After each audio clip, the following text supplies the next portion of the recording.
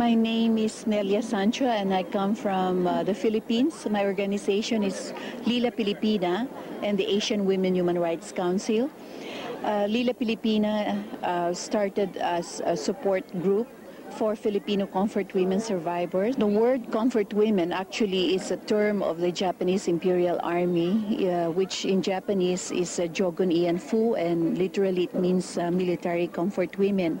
But it is actually a very serious crime which violates the rights of women, and it really involves violence and brutality on women, and this is what we call the military sex slavery, which has been part of a policy of Japanese Imperial Army in World War II to conscript or forcibly recruit thousands of Asian women from Korea, the Philippines, China, Malaysia, and everywhere where the Japanese army went to occupy. It took 50 years for the comfort women survivors to speak about their experience, and it is because it was only this time that a support movement of the women in Asia have come to provide that environment where they can speak out without shame and without fear that they will be stigmatized.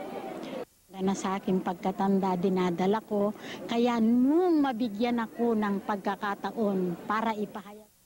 It was in the Second World War in 1943, 44, 45, when the Japanese army occupied the Philippines, that her experience of rape and sexual violence from the Japanese army started.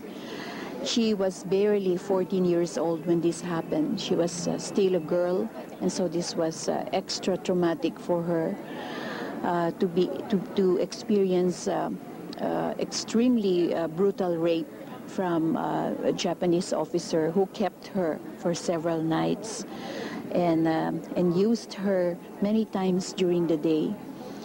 And she said that this experience had taught her how war and rape in war is extremely not only painful but really awful, and all people should work together to stop wars and to stop raping women.